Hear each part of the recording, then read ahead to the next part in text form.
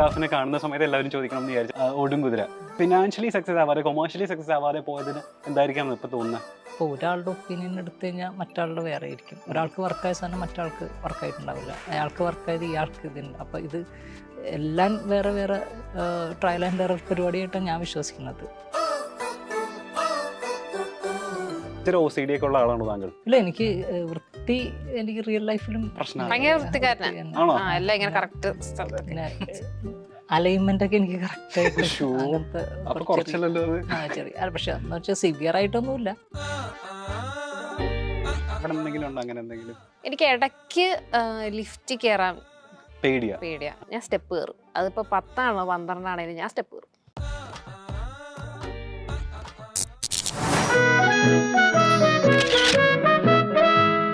Hi, you guys have watching Lights Camera Talk and we have Anarkali Marakar, Altaf Salim and Satish Tanvi. Welcome to the show.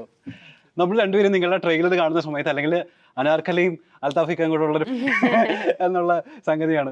നിങ്ങൾ രണ്ടുപേരും ഒരു combo വരുന്ന സമയത്ത് നമുക്ക് ഭയങ്കര expectations ആണ്. നിങ്ങളുടെ എക്സ്പെക്ടേഷൻസ് എങ്ങനെയാണ് ഈ കോംബോ വരുമ്പോ? അങ്ങനെയൊന്നുമില്ല. ഞങ്ങക്ക് തന്നെ അല്ല, സിനിമ നല്ല രസമുള്ള സ്ക്രിപ്റ്റ് ആണ്. മൊത്തത്തിൽ രസമുള്ള ഒരു സിനിമയായിരിക്കും.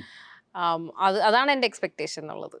നമ്മളൊരു കോംബോ എന്നുള്ള നിലയിൽ അതിനേക്കാൾ കൂടുതൽ ഞാൻ പേഴ്സണലി സിനിമ കമ്മിറ്റ് ചെയ്തത് അൽത്താഫ് ഉണ്ട് എന്നുള്ളത് ഒരു റീസൺ ആണ്. എന്നിരുന്നാൽ പോലും കുറച്ചുകൂടെ അട്രാക്ട് ചെയ്തത് എന്റെ സ്ക്രിപ്റ്റ് തന്നെയാണ്. നമ്മൾ അടിപൊളിയായിട്ട് നെറേറ്റ് ചെയ്യും.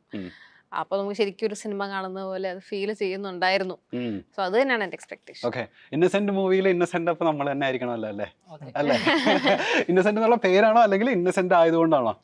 അത് ഇന്നസെന്റ് അത് നമുക്ക് സ്പോയിലർ ആയതുകൊണ്ട് പറയാൻ പറ്റില്ല. പക്ഷെ ആ കഥാപാത്രത്തിന്റെ ഒരു പ്രവൃത്തി ഉണ്ട്.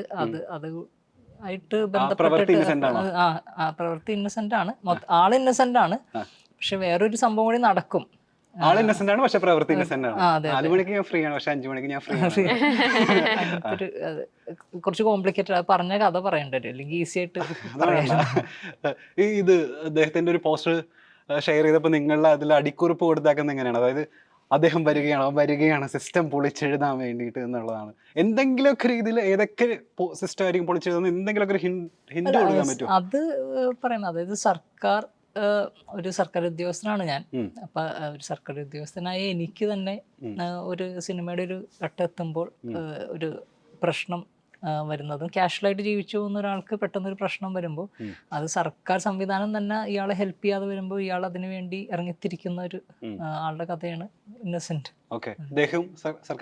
ഞാനൊരു സർക്കാർ ഉദ്യോഗസ്ഥയാണ്. നമ്മൾ ഒരിക്കലും അനാർക്കലിന് ഒരു സർക്കാർ ഉദ്യോഗസ്ഥയോട് നമ്മൾ വിചാരിക്കുന്നേ ഇല്ല അല്ലേ? ഇതുവരെ നമ്മൾ കണ്ടത് ഇത്ര ലൗഡ് ആയിട്ടുള്ള ഭയങ്കര ക്യൂട്ട് ആയിട്ടുള്ള ഒരു സിനിമ ആണോ? സാർ എങ്ങനെയാണ് ഇദ്ദേഹത്തിൽ ഒരു സർക്കാർ ഉദ്യോഗസ്ഥ ഉണ്ട് എന്നുള്ളത് തിരിച്ചറിയുന്നത്? സർക്കാർ ഉദ്യോഗസ്ഥർ മോഡ ഉണ്ടായിരുന്നോ? നല്ല പാവങ്ങളില്ലേ? അങ്ങനെയൊന്നുമില്ല, എല്ലാ പാവങ്ങളായിരിക്കും. പക്ഷെ നമ്മളൊരു കാര്യത്തിനൊക്കെ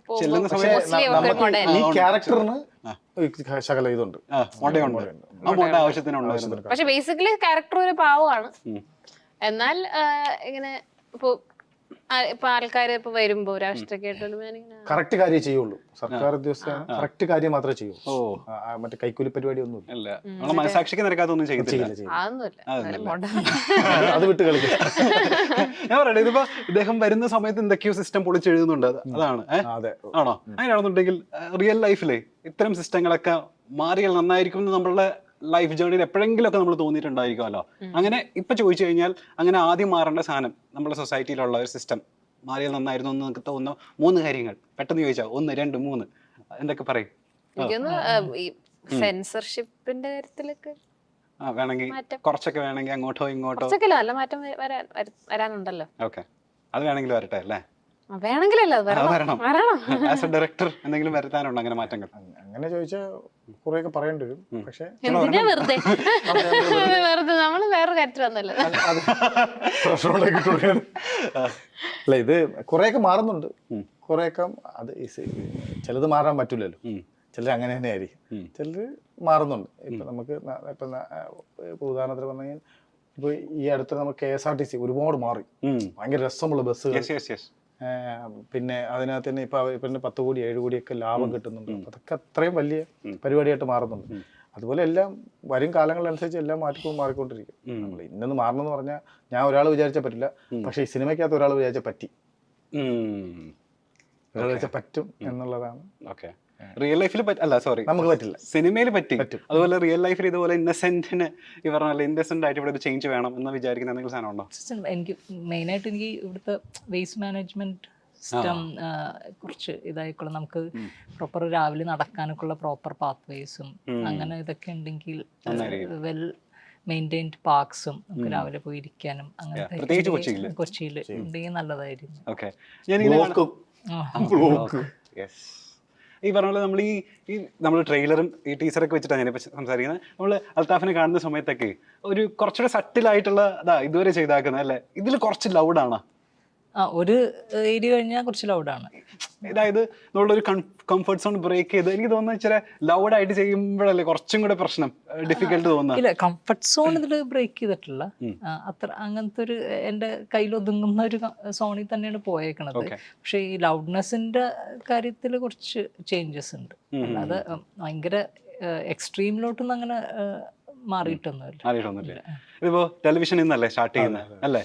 ഈ ടെലിവിഷനിൽ നിന്ന് നമ്മള് എല്ലാ ഡയറക്ടേഴ്സും ടെലിവിഷനിലേക്ക് വരുന്ന സമയത്ത് ഡയറക്റ്റഡ് ബൈ എൻ്റെ പേര് കാണാനാണല്ലോ എല്ലാവരും ബിഗ് സ്ക്രീനിൽ എഴുതി കാണണമെന്നായിരിക്കുമല്ലോ എല്ലാ ടെലിവിഷനിലേക്ക് വരുന്ന ആളുകളുടെ ഒരു ഡ്രീം എന്ന് പറയുന്നത്. Television to big screen, small screen to big screen വരുന്ന സമയത്തെ ഡയറക്റ്റഡ് ബൈ സതീഷ് എന്ന് എഴുതുന്ന കാണിക്കുന്ന സമയത്ത് ഇവിടെ സിനിമയിലേക്ക് വന്ന സമയത്ത് നമ്മൾ ഫേസ് ചെയ്ത ചാലഞ്ചസ് അല്ലെങ്കിൽ ഡിഫിക്കൽട്ടീസ് എന്തായിരുന്നു ആസ് എ ഡയറക്ടർ? സിനിമ എപ്പോഴും ഒരു വലിയ ക്യാൻവാസ്. നമുക്ക് ടെലിവിഷനിൽ നമുക്കത് കുറവാണ്. നമുക്ക് ഒരു ക്യാമറ ഉണ്ടെങ്കിൽ നമുക്കൊരു പ്രോഗ്രാം ഷൂട്ട് ചെയ്തെടുക്കാം.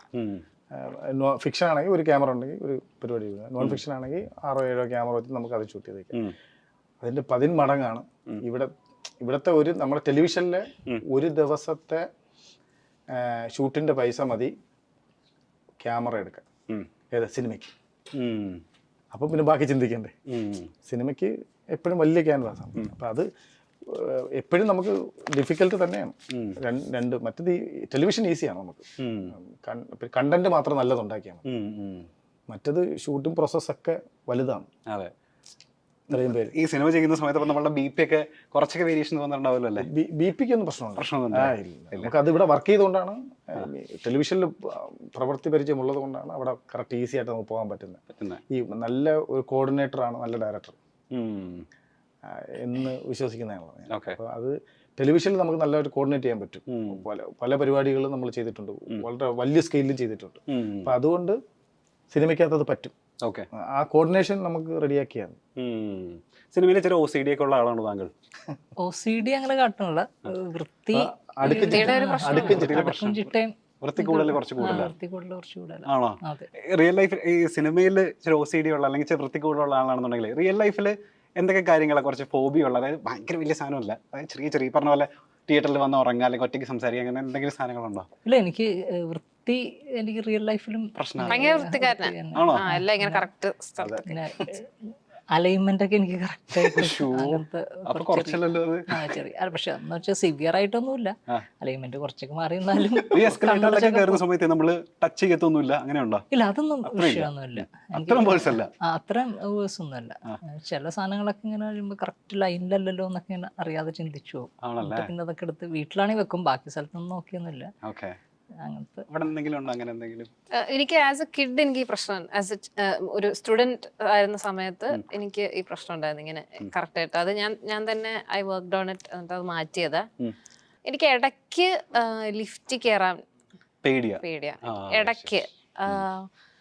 അത് ചിലപ്പം കയറും കേട്ടോ, പക്ഷെ ഇങ്ങനെ അതായത് ഒരു കുറേ പേര് ലിഫ്റ്റിലുണ്ടെങ്കിൽ ചിലപ്പോൾ ഞാൻ കയറില്ല. അല്ലെങ്കിൽ ഒരു ബിൽഡിങ് ഒട്ടും വെൽ മെയിൻറ്റൈൻഡ് അല്ലാത്ത ബിൽഡിംഗ് ആണ് എന്ന് തോന്നുകയാണെങ്കിൽ ഞാൻ അത് കയറില്ല, ഞാൻ സ്റ്റെപ്പ് കയറും. അതിപ്പോൾ 10 ആണോ 12 ആണെങ്കിലും ഞാൻ സ്റ്റെപ്പ് കയറും. അത് അതൊരു എക്സസൈസ് ആയിട്ട് കണക്കാക്കിയിട്ട് ഞാൻ സ്റ്റെപ്പ് കയറും. ഇപ്പം നല്ല ഫ്ലാറ്റ്സ് ഒക്കെ ആണെങ്കിൽ കുഴപ്പമില്ല, നമുക്കറിയാം അതിപ്പോൾ ഒന്ന് വർക്കിംഗ് അല്ലാതെ പോവാണെങ്കിലും കുഴപ്പമില്ലല്ലോ, അത് അവര് ശരിയായിക്കോളും എന്തെങ്കിലും സ്റ്റക്കൊക്കെ വന്നാലും. പക്ഷെ അല്ലാത്ത ചെറിയ ചെറിയ ബിൽഡിംഗ് സ്റ്റെപ്പ് ഇല്ല. ലിഫ്റ്റിലൊന്നും ജന്മം ചെയ്താൽ കയറത്തില്ല. ആഹാ, നമ്മളെ ലിഫ്റ്റ് കയറിയല്ലേ വന്നേ? ആ അത് പിന്നെ ഇവിടെ എത്ര ആൾക്കാരൊക്കെ ഉണ്ടല്ലോ, അത് കുഴപ്പമില്ല. പിന്നെ അതിന്റെ ഒരു ട്രസ്റ്റിൽ കയറുക. അല്ലാതെ എനിക്ക് ലിഫ്റ്റ് കുറച്ച് പേടിയാ. പേടിയാ? ഇതുപോലെ എന്തെങ്കിലും സാർ പേടിയോ അല്ലെങ്കിൽ ഫോബിയോ എന്തെങ്കിലും? അല്ല, എനിക്ക് അങ്ങനെ അറിയാം ആൾക്കാരെ. പേടിയുള്ള ഒരു ആർട്ടിസ്റ്റ് ഉണ്ടായിരുന്നു. അപ്പോൾ പുള്ളിക്ക് ഇരുട്ട് പേടി, ലിഫ്റ്റിൽ കയറില്ല, ഫ്ലൈറ്റിൽ കയറില്ല. അതുകൊണ്ട് എത്രയോ ഷോ ഒക്കെ നഷ്ടപ്പെട്ടു പുള്ളിക്ക്. ആഹാ. അങ്ങനെയുള്ള ആൾക്കാരെ അറിയാം. നമ്മളെ ഈ കഥാപാത്രം വിനോദ് എന്ന് പറയുന്ന കഥാപാത്രം അൽത്താഫ് ചെയ്യുന്നത്, ഇങ്ങനത്തെ ഒരു ക്യാരക്ടർ സത്യമായി ഒരാൾക്ക് സംഭവിച്ചിട്ടുണ്ട്. ഓ, നമ്മളത് പറഞ്ഞിട്ടില്ലെന്നേ ഉള്ളൂ. Real life സ്റ്റോറിയാണോ?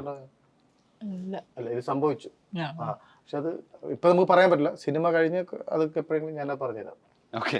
ആരാണെന്നും റിയൽ ലൈഫിൽ ഒരാൾക്ക് പറ്റിയിട്ടുണ്ട്. അടിപൊളി.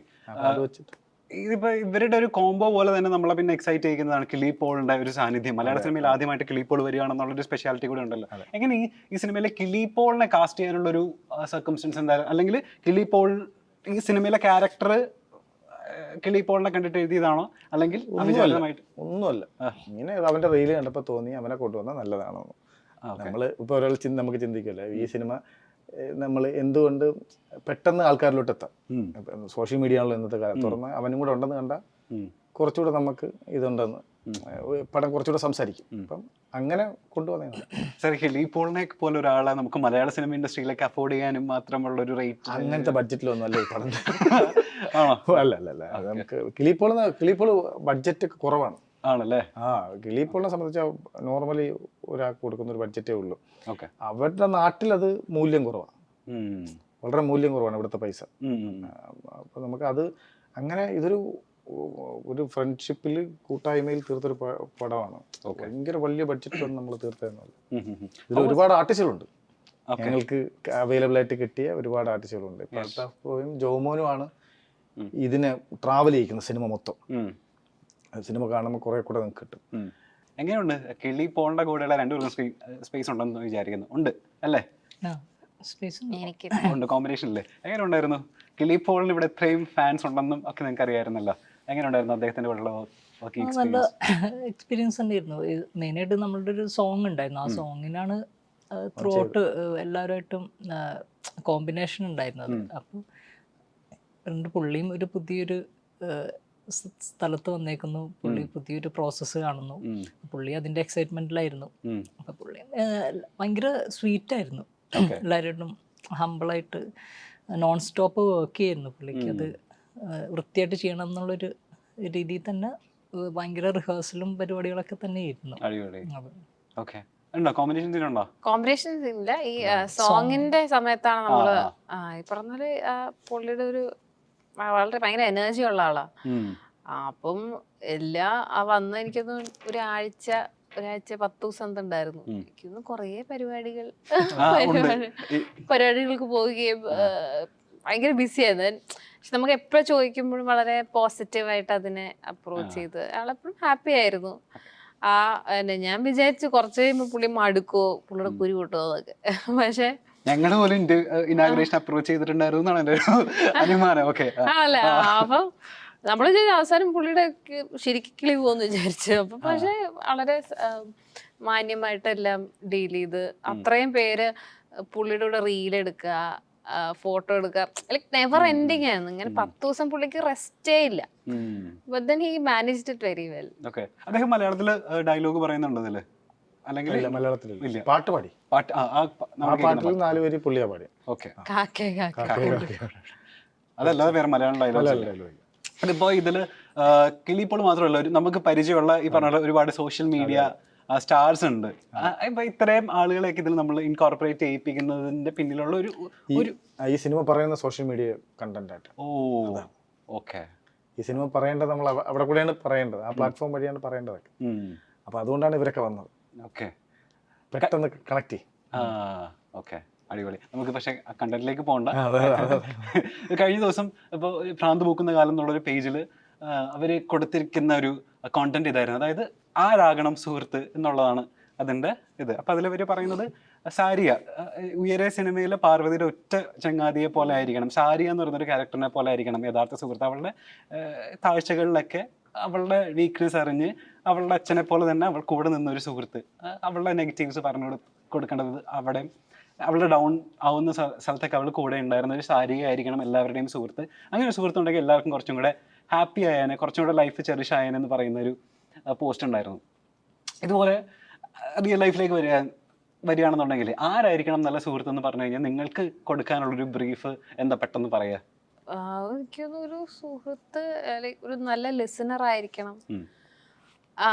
ലൈക്ക് നമ്മൾ പറയുന്ന എന്തിനേയും സപ്പോർട്ട് ചെയ്യുന്ന ഒരാളല്ല, പക്ഷെ നമ്മൾ പറയുന്നത് വളരെ നല്ല തെറ്റും ശരിയും പറഞ്ഞു കൊടുത്ത് നമ്മുടെ വിഷമങ്ങളിൽ കൂടെ നിൽക്കുന്ന ഒരാളായിരിക്കണം എന്നാണ് നല്ല സുഹൃത്ത് എന്ന് വിചാരിക്കുന്നത്.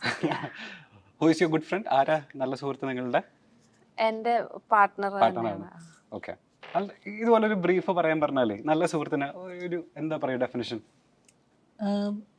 എനിക്ക് കുറച്ചുകൂടി ഹോണസ്റ്റി ഭയങ്കര ഇമ്പോർട്ടൻ്റ് ആണ്. അപ്പോൾ ഹോണസ്റ്റ് ആയിരിക്കുക. ഓക്കെ. ബാക്കി പറയുന്ന പോലെ നമുക്ക് എല്ലാ ദിവസവും ഫോൺ വിളിക്കുക അങ്ങനത്തെ ഒന്നും ഇല്ലെങ്കിൽ പോലും ഉള്ള സമയത്ത് ഇപ്പം നമുക്ക് എന്തെങ്കിലും എല്ലാവർക്കും അപ്സ് ആൻഡ് ഡൗൺസ് ഒക്കെ ഉണ്ടാവും. അപ്പോൾ രണ്ടിനും ഈക്വൽ രീതിയിൽ കണ്ടിട്ട് കൂടെ നിൽക്കുന്ന ഒരാൾ എന്നുള്ള രീതിയിലും ഞാൻ അങ്ങനത്തെ വാല്യൂ ചെയ്യുന്ന ഒരാളാണ്. ഓക്കെ, അങ്ങനെ ഒരാളായിരിക്കണം. ഇതിപ്പോ അൽത്താഫിനെ കാണുന്ന സമയത്ത് എല്ലാവരും ചോദിക്കണം എന്ന് വിചാരിച്ചായിരിക്കും. നമുക്ക് ഭയങ്കര പ്രതീക്ഷയുള്ള, നമുക്കൊക്കെ ഈ പറഞ്ഞ പോലെ നമ്മൾ കാത്തിരുന്ന സിനിമയാ ഓടും കുതിര. അപ്പോൾ അത് കുറേ ആളുകൾക്ക് വർക്കായിട്ടുണ്ട്. ഇപ്പോൾ നമ്മളുടെ ക്രൂവിലൊക്കെ ആണെന്നുണ്ടെങ്കിൽ നമ്മുടെ ക്യാമറമാനൊക്കെ ഒരുപാട് ഇഷ്ടപ്പെട്ട സിനിമ. ഞാൻ ഈ കണ്ടിട്ടുണ്ട്, ഉണ്ണി വ്ളോഗ്സ് ഒക്കെ ഭയങ്കര നല്ല റിവ്യൂ പറഞ്ഞൊരു സിനിമയാണ് ഓടും കുതിര. പക്ഷെ അത് കൊമേഴ്ഷ്യലി അതിൻ്റെ എത്രമാത്രം സക്സസ് ആയി എന്നുള്ളത് അതൊരു വേറെ ഒരു ഭാഗമാണ്. ഇപ്പോൾ ഒരു ആസ് എൻ ഓഡിയൻ അല്ലെങ്കിൽ ആസ് എ പുറത്തുനിന്ന് ഒരു ഔട്ട്സൈഡർ ഓടും കുതിര ചാടും കുതിര എന്നൊരു സിനിമയുടെ ഇപ്പൊ ചോദിക്കാൻ പറഞ്ഞു കഴിഞ്ഞാൽ അതിന്റെ റിവ്യൂ എന്താ ആത്മാർത്ഥമായിട്ട് പറയാൻ പറഞ്ഞാൽ എവിടെ അത് സക്സസ് ഫിനാൻഷ്യലി സക്സസ് ആവാതെ കൊമേഴ്ഷ്യലി സക്സസ് ആവാതെ പോയതിന് എന്തായിരിക്കാം ഇപ്പൊ തോന്നുന്നത്? അത് നമുക്ക് ഒരിക്കലും അത് പറയാൻ പറ്റില്ല. പല ആളുകൾക്കും പല ഒപ്പീനിയൻസ് ആയിരിക്കും. അപ്പോൾ ഒരാളുടെ ഒപ്പീനിയൻ എടുത്തു കഴിഞ്ഞാൽ മറ്റാളുടെ വേറെ ആയിരിക്കും. ഒരാൾക്ക് വർക്കായ സാധനം മറ്റാൾക്ക് വർക്കായിട്ടുണ്ടാവില്ല. അയാൾക്ക് വർക്കായത് ഇയാൾക്ക് ഇതുണ്ട്. അപ്പോൾ ഇത് അക്യുമുലേറ്റ് ചെയ്ത് എല്ലാം കൂടിയും എന്താണ് ഇതിൻ്റെ മെയിൻ സംഭവം എന്ന് നമുക്ക് ഒരിക്കലും പറയാൻ പറ്റില്ല. ജസ്റ്റ് എല്ലാം ഈ unless you are means risk എടുക്കുകയാണെങ്കിൽ it will be a trial and error പ്രോസസ്സാണ് സിനിമ. അപ്പോൾ ട്രയൽ ചിലപ്പോൾ അത് എറർ ആ ഇതിൽ പോവാം, ചിലപ്പോൾ it will be a success. So ഞാൻ അങ്ങനെ നോക്കാറില്ല. ഞാനൊരു സാധനത്തിൽ ബിലീവ് ചെയ്ത് അതിൽ ഞാൻ അതിൽ തന്നെ ഫിക്സ് ചെയ്തിട്ട് അതിൽ തന്നെ വർക്ക് ചെയ്യും. ഇറ്റ്സ് എ ഫെയിലിയർ ദെൻ ഞാൻ അടുത്തത് അതല്ല അടുത്ത് ഞാൻ ചെയ്യാൻ പോകണം. അടുത്ത് വേറൊരു ജോണറും വേറെ ഇതായിരിക്കും. ഞാൻ എൻ്റെ ഒരു വിഷൻ ഞാൻ അങ്ങനെ തന്നെ മെയിൻറ്റെയിൻ ചെയ്തിട്ട് പോകും. അധികം ടു മച്ച് ഇതിലോട്ട് ഞാൻ അങ്ങനെ പോവാറില്ല. പാസ്റ്റ് ഇതിൻ്റെ ആ ജോണർ ആ ടൈപ്പ് സിനിമ ഒരിക്കലും ഞാൻ രണ്ടാമത് ചെയ്യില്ലല്ലോ. അപ്പോൾ അത് രണ്ടാമത് റെക്ടിഫൈ ചെയ്യാനും നമുക്കതിന് ഓപ്ഷനൊന്നുമില്ല. സോ അതെന്താണ് എല്ലാവരും ലിസൺ ചെയ്യുക. പക്ഷെ നമുക്ക് എന്തെങ്കിലും ബോധ്യമാണ് ഇന്നത് സ്ഥലത്തായിരിക്കും ചിലപ്പോൾ പ്രശ്നം വന്നേക്കുന്നുണ്ടെങ്കിൽ അത് എടുക്കാം, എന്നിട്ട് അത് നമുക്ക് അടുത്തതിൽ അപ്ലൈ ചെയ്യാം. പക്ഷെ അത് അപ്ലൈ ചെയ്യാന്ന് വെച്ചാൽ അടുത്ത ജോണർ വേറെ ഇരിക്കും. അപ്പം അതിനത് വർക്കാവണമെന്നില്ല. സോ എല്ലാം വേറെ വേറെ ട്രയൽ ആൻഡ് എറർ പരിപാടിയായിട്ടാണ് ഞാൻ വിശ്വസിക്കുന്നത്. പക്ഷേ as a director, as an audience, Althaf എന്ന് പറയുന്നൊരു വ്യൂവറിനെ അല്ലെങ്കിൽ അൽത്താഫ് എന്ന് പറയുന്ന ഡയറക്ടറിനെ ഭയങ്കരമായിട്ട് സാറ്റിസ്ഫൈ ചെയ്ത പടം തന്നെയല്ലേ? തീർച്ചയായിട്ടും സാറ്റിസ്ഫൈ ചെയ്തില്ലെങ്കിൽ ഞാൻ ഒരിക്കലും ഒരു പടം ചെയ്യില്ല. സോ ഐ എം 100% ഹാപ്പി ആയിട്ട് തന്നെ പോകുന്ന സാധനമാണ്. സ്വീകാര്യത ഓരോ ആളുകളുടെ അഭിപ്രായങ്ങളനുസരിച്ചിട്ടിരിക്കും. നമ്മളുടെ പ്രൊഡക്റ്റിൽ വിശ്വാസമില്ലെങ്കിൽ പിന്നെ അത് ഭയങ്കര സ്റ്റുപ്പിഡിറ്റി ആയിട്ടാണ് എനിക്ക് ഫീൽ ചെയ്തേക്കുന്നത്. ഇതിപ്പോൾ നമ്മൾ സിനിമ എടുക്കുന്ന സമയത്ത് എനിക്ക് തോന്നുന്നു രണ്ടുപേർക്ക് അതിന് അഭിപ്രായം പറയാനുണ്ടായിരിക്കും. നമ്മളുടെ സ്ക്രിപ്റ്റ് റൈറ്റർ എഴുതിയ ഡയലോഗ്സ് ഉണ്ടല്ലോ, അത് ഈ ആക്ടേഴ്സിന്റെ ആക്കി മാറ്റണമല്ലോ. അവർ പറയുമ്പോൾ അത് അവർ പറയുന്നതാക്കി മാറ്റണം. ആ പ്രോസസ്സിൽ എന്തൊക്കെയാ ആക്ടേഴ്സിനെ ട്രെയിൻ ചെയ്യിക്കുന്ന കാര്യം എന്താ ഡയലോഗ്സിൽ? പ്രത്യേകിച്ച് നമ്മളെ എന്നെ സംബന്ധിച്ച് എനിക്ക് ഈസി ആയിരുന്നു. കാരണം പുള്ളി അതിന് ഡയറക്ടറാണ്, ആക്ടറാണ്. അപ്പം പുള്ളി അത് കറക്റ്റായിട്ട് നോക്കിയിട്ട് നമുക്ക് ഇങ്ങനെയും പറയാം ഇങ്ങനെയും പറയാം എന്നൊക്കെ പറയാറുണ്ട്. അപ്പം അത് കറക്റ്റായിട്ട് നമുക്ക് തന്നിട്ടുണ്ട്. അഡീഷണൽ തന്നിരിക്കുന്നത് നമ്മൾ സീനിൽ ഇപ്പം പറയാനുള്ള വേറെ കുറിച്ച് കൂട്ടിത്തരും നമുക്ക്. അതാണ് അൽത്താഫ്. അപ്പോൾ അൽത്താഫിനെ പോലെ ഒരു ഡയറക്ടർ കം ആക്ടറിന്റെ കയ്യിൽ കിട്ടുന്ന സമയത്ത് അത് കുറച്ചും കൂടെ എക്സിക്യൂട്ട് ചെയ്യാൻ കുറച്ചും കൂടെ എളുപ്പമാണെന്നാണ് വിചാരിക്കുന്നത്. അതെ, കാരണം നമ്മൾ ഒരു പൂജ വെച്ചാൽ പൂക്കാലം തരുന്നതാണ്. അത് ഹ്യൂമറിന്റെ കാര്യത്തിൽ കറക്റ്റാണ്, കറക്റ്റ് മീറ്ററാണ്, കറക്റ്റ് ഇതായിരിക്കും. എല്ലാം കൊണ്ടും പിന്നെ ഇവർ എല്ലാ ആർട്ടിസ്റ്റും സിങ്കാണ്. ഓക്കെ. പ്രത്യേകിച്ച് അനാർക്കലിയും കറക്റ്റ് സിങ്കാണ്. ഒന്ന് കൊടുത്താൽ ഇങ്ങനെ കിട്ടും. അത് തന്നെ ജോമോൻ, അത് തന്നെ അസീസൊക്കെ. ഓക്കെ. അങ്ങനെ ഈ പറഞ്ഞ സ്ട്രക്ചർ രീതികൾ അങ്ങനെയാണ്. ഞാനിപ്പോൾ അനാർക്കലി പറഞ്ഞ് കേട്ടിട്ടുണ്ട്. അതായത് അനാർക്കലിയുടെ ലൈഫിലെ ഏറ്റവും കൂടുതൽ നന്നായിട്ട് കുക്ക് ചെയ്ത് കണ്ടിട്ടുള്ള അല്ലെങ്കിൽ ധീരയായിട്ട് തോന്നിയിട്ടുള്ള അഭിപ്രായങ്ങൾ തുറന്നു പറയുന്ന, രാഷ്ട്രീയം തുറന്നു പറയുന്ന ഒരു സ്ത്രീയെ കണ്ടിട്ടുള്ളത് എൻ്റെ അമ്മയെയാണ് എന്നുള്ളത്. അമ്മയിൽ എത്രമാത്രം അഡ്മിറേഷൻ ഉള്ള, അമ്മയിൽ എത്രമാത്രം അഭിമാനമുള്ള ഒരു പെൺകുട്ടിയാണെന്ന് തോന്നിയിട്ടുണ്ട്. അമ്മയിലെ എന്തൊക്കെ അമ്മ ക്വാളിറ്റീസ് കിട്ടിയിട്ടുണ്ടെന്നാണ് വിചാരിക്കുന്നത് മകൾക്ക്? ഞാൻ ഐ ഫെൽറ്റ് ഞാൻ എല്ലാരെയും കൺസിഡർ ചെയ്യാറുണ്ട്. പിന്നെ ഇങ്ങനെ ആരെങ്കിലും വീട്ടിലൊക്കെ വരുമ്പോ ഐ ട്രീറ്റ് ദം വെൽ. ഞാൻ നല്ലൊരു ഹോസ്റ്റാണ്. ഫ്രണ്ട്സ് ഒക്കെ വരുമ്പം ഫുഡൊക്കെ ഉണ്ടാക്കി കൊടുക്കാനാണെങ്കിലും അവർക്കെല്ലാം പ്രിപ്പയർ ചെയ്ത് കൊടുക്കാനൊക്കെ എനിക്ക് ഭയങ്കര ആവേശമാണ്, എനിക്ക് ഇഷ്ടമാണ് ആ കാര്യം. അപ്പം അങ്ങനെയൊക്കെ ചെയ്യാം. അതൊക്കെ ഒരു എന്റെ ഉമ്മ മാത്രല്ല, എല്ലാ അമ്മമാർക്കും ഉള്ള ഒരു ക്വാളിറ്റി ആണല്ലോ ഒരു ഹോസ്റ്റ് ചെയ്യാന്ന് പറയുന്നത്. അതുണ്ട്. പിന്നെ ഈ പറഞ്ഞ ഒരു കൺസിഡർ ചെയ്യാ എന്നുള്ളത്, അതായിരിക്കും രണ്ട് ക്വാളിറ്റി. നമ്മൾ എക്സ്പെക്ട് ചെയ്ത്, നമുക്കിപ്പോൾ ട്രെയിലറൊക്കെ കിട്ടുന്ന സമയത്ത് നമ്മൾ എക്സ്പെക്ട് ചെയ്യുന്ന ഒരു കോമഡി ഡ്രാമ എന്നുള്ള സംഗതിയാണ്. നമുക്ക് എന്ത് എക്സ്പെക്ട് ചെയ്തിട്ടാ തിയേറ്ററിലേക്ക് നമ്മൾ പോകണ്ടേ? ഫാമിലി ആയിട്ട് പോയാൽ 2 മണിക്കൂർ ചിരിച്ചിരിക്കാം, ചിരിക്കാം, ബോറടിപ്പിക്കില്ല, അത് ഉറപ്പാണ്. ഓക്കെ, അത്രേ ഉള്ളൂ. പറഞ്ഞു. എപ്പോഴത്തേക്കാണ് നമുക്ക് റിലീസ് എക്സ്പെക്ട് ചെയ്യേണ്ടത്? അതാണ് ഞങ്ങൾ ഇതിന്റെ പ്രൊഡ്യൂസേഴ്സ് ഒന്ന് പറയണം. നമുക്ക് ഇറക്കാം October 2nd week. Okay. As of now. ഓടും കുതിരയ്ക്ക് ശേഷം നമ്മൾ ഡയറക്റ്റഡ് ബൈ അൽത്താഫ് എന്ന് എപ്പോഴാണ് ഇനി കാണാൻ പറ്റുക? ഇമ്മീഡിയറ്റ് ഇല്ല. അതിന് ഈ പറഞ്ഞിട്ട് സ്ക്രീൻ പ്ലേ ആദ്യം എഴുതി തീരണം. പിന്നെ ഈ കുറച്ച് ആക്ടിങ് കമ്മിറ്റ്മെന്റ്സ് കുറച്ച് ബാക്കി ചെയ്ത് തീർക്കാനുണ്ട്. അപ്പം അതൊക്കെ തീർന്നിട്ട് ഓർഗാനിക് ആയിട്ട് എപ്പോഴാണ് വരുന്നത് അപ്പോൾ വരും. പ്ലാനിങ് ഒന്നും കമ്മിറ്റ് ചെയ്തിട്ടൊന്നുമില്ല ഡയറക്ടോറിയൽ? ഇല്ല, പ്ലാനിങ് ഞാൻ അങ്ങനെ കമ്മിറ്റ് ചെയ്യാറില്ല. വൺസ് ഡ്രാഫ്റ്റ് ഓക്കെ ആണെങ്കിൽ മാത്രമാണ് അതിലോട്ട് ഇറങ്ങി തിരിക്കുള്ളൂ. അപ്പം ഇപ്പം എന്ന് വെച്ച് കഴിഞ്ഞാൽ കുറച്ച് ചെയ്ത് തീർക്കാനുള്ള പടങ്ങൾ കിടപ്പുണ്ട്, ആക്ടിങ് കമ്മിറ്റ്മെന്റ്സ്. അപ്പം അത് തീർക്കണം. അത് തീർത്ത് കഴിഞ്ഞിട്ട് പിന്നെ ഒരു ഇത് നമുക്ക് മൾട്ടി ടാസ്ക് ചെയ്യാൻ പറ്റുന്ന ഒരു പരിപാടി അല്ല ഇത്. അപ്പം അത് കഴിഞ്ഞിട്ടൊരു സ്ലോ ഡൗൺ ചെയ്തിട്ടാണ് അടുത്ത ഇതിലോട്ട് മാറാൻ പറ്റുള്ളൂ. അപ്പം അങ്ങനത്തെ ഒരു സ്പേസ് വരുമ്പോൾ ഓർഗാനിക്കലി എപ്പോഴാണ് സംഭവിക്കുന്നത് അപ്പം സംഭവിക്കട്ടെ, ഉടനെ തന്നെ സംഭവിക്കട്ടെ. അപ്പോൾ എല്ലാവരും ആശംസകളും നേരുന്നു. നമ്മളുടെയൊക്കെ ഈ പറഞ്ഞ എക്സ്പെക്ടേഷൻസ് മീറ്റ് ചെയ്യുന്ന സിനിമയാവട്ടെ. All the best. Thank U.